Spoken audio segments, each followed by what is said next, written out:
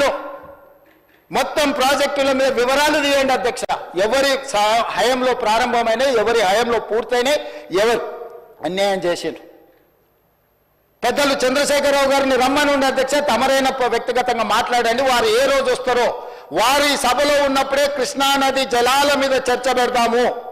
ఈ చర్చలో ఒకవేళ మా తప్పు ఏదైనా ఉందని నిరూపిస్తే సభా సాక్షిగా చంద్రశేఖరరావు గారికి, బీఆర్ఎస్ నాయకులకు నేను క్షమాపణ చెప్తా అధ్యక్ష. ఇది నా సవాల్ అధ్యక్ష చంద్రశేఖరరావు గారికి. సవినయంగా నేను చంద్రశేఖరరావు గారికి సవాలు విసురుతున్న. కృష్ణా పరివాహక ప్రాంతంలో కృష్ణానది జలాలలో ఈరోజు తెలంగాణకు శాశ్వతంగా అన్యాయం జరిగింది చంద్రశేఖరరావు గారి హయంలో. లెక్కలతో సహా నిరూపించడానికి నేను, మా మంత్రి ఉత్తమ్ కుమార్ రెడ్డి గారు సిద్ధంగా ఉన్నాం అధ్యక్ష. వాళ్ళ సంతకాలు పెట్టొచ్చి వాళ్ళ అఫిడవిట్లు వేసి రాయలసీమ లిఫ్ట్ ఇరిగేషన్ ప్రారంభించి 2020లో ఆంధ్రప్రదేశ్ ముఖ్యమంత్రి జగన్మోహన్ రెడ్డి గారిని ప్రగతి భవన్కు పిలిపించి పంచపక్ష ప్రమాణాలు పెట్టి రాయలసీమ లిఫ్ట్ ఇరిగేషన్ జీవో మొత్తం రాయలసీమలో ఈరోజు పోతిరెడ్డిపాడు కావచ్చు, మాల్యాల కావచ్చు, లేకపోతే ముచ్చుమరి కావచ్చు, రాయలసీమ లిఫ్ట్ ఇరిగేషన్ కావచ్చు, ఇవన్నీ కలిసి శ్రీశైలం బ్యాక్ వాటర్స్ నుంచి పర్ డే 10 టీఎంసీ, ప్రతిరోజు 10 టీఎంసీలు 60 రోజులు మనకు వర్షాలు వచ్చినప్పుడు ఉంటే 600 టీఎంసీలు వెనుక నుంచి వెనకల్నే రాత్రికి రాత్రే తరలించకపోవడానికి ఇవాళ ప్రాజెక్టులు పూర్తయినాయి. 2014 నుంచి 2023 డిసెంబర్ వరకు చంద్రశేఖరరావు గారు ముఖ్యమంత్రిగా సాగునీటి పారుదల శాఖ మంత్రిగా ఉన్నప్పుడు తెలంగాణ రాష్ట్రానికి అన్యాయం చేసింది అధ్యక్ష.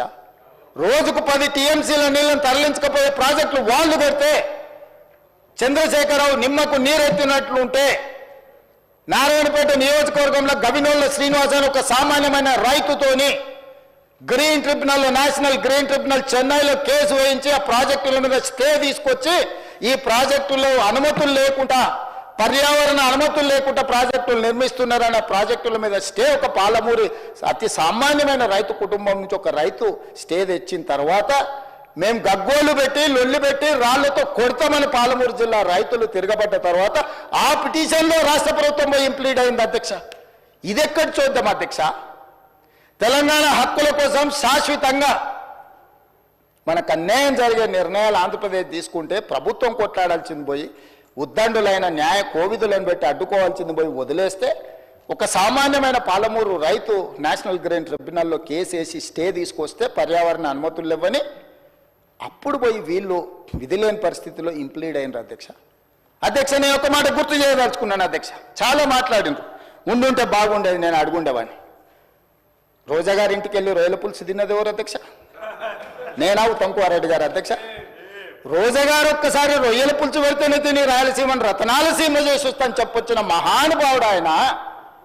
నిన్ను పుట్టినప్పటి నుంచి 71 సంవత్సరం వరకు పెంచి పోషించి నీకు బుక్కడి బువ్వ పెట్టి గుండెల్లో పెట్టి ఆదరించి భుజాల మీద మోసి తెలంగాణ రాష్ట్రాన్ని చేసి రాష్ట్రానికి ముఖ్యమంత్రిని చేసి 2009లో కరీంనగర్ జిల్లా నుంచి వలస వచ్చి మహబూబ్నగర్కు బతకడానికి వచ్చి ఒక్క ఓటేయని మహాప్రభు అంటే నిన్ను ఎంపీగా గెలిపించి మా గుండెల్లో పెట్టుకొని చూసుకొని మేము పల్లకీలో మోసి పార్లమెంటుకు పంపిస్తే మా గుండెల మీద తంతవా? ఇది నీ నీతి, నీ జాతి. నువ్వు వచ్చి ఇక్కడ వచ్చి మమ్మల్ని తప్పు పడతావా? రొయ్యల పులుసు తిన్నందుకే అంత విశ్వాసం చూపిస్తావు. ఒక్కసారి రోజమ్మ పెట్టిన రొయ్యల పులుసుకి నిన్ను మోసినందుకు 2009లో నిన్ను పల్లకీలో మోసి పార్లమెంట్లో పంపించినందుకు మా పాలమూరు జిల్లాకి ఏం చేసినావు? పార్లమెంట్లో నోరు లేకపోయినా, పార్లమూరులో ఊరు లేకపోయినా నిన్ను పార్లమెంటు సభ్యుడిగా మేము ఎన్నుకొని నీకు రాజకీయ భిక్ష పెడితే మా పాలమూరు ఎండబెడతావు, మా కల్వకుర్తి ఎడారిగా మారుతుంది, మా భీమా నెట్టంపాడు కోయిల్ సాగర్, మా నారాయణపేట కోడంగల్ లిఫ్ట్ ఇరిగేషన్ని ఎక్కడికక్కడ పడవ పెడతావా? ఇదా నీ నీతి, నీ జాతి అని నేను వారిని అడగదలుచుకున్నా అధ్యక్ష. అందుకే అధ్యక్ష ఇవాళ జూరాల నుంచి నీళ్లు తీసుకొని ఉంటే శ్రీశైలం వెనుక జలాలను మనం తీసుకోవాలన్న కుట్ర కేవలం కాంట్రాక్టర్ల కమిషన్ల కక్కుర్తిపడి అమ్ముడు పోకపోయిన ఉంటే ఇవాళ బాజాప్తా రోజుకు 5-6 టీఎంసీలు ఇక్కడి నుంచి మనం తరలించుకుంటే రాయలసీమ కాదు ఆంధ్రప్రదేశ్లో ఎవరున్నా గిలగిలలాడి మన ముందర మొకరిల్లేవాళ్ళు. ఇవాళ ఆయన వచ్చి నిస్సిగ్గుగా శ్రీశైలం లెఫ్ట్ బ్యాంక్ రావట్లేదు, రైట్ బ్యాంక్లో నీళ్లు పోతున్నాయి, ఆంధ్రప్రదేశ్ తీసుకెళ్తుందని. సిఆర్పిఎఫ్ బలగాలు ఏ రోజు వచ్చినాయి అధ్యక్ష? మీరు ఉన్నప్పుడు రాలేదా?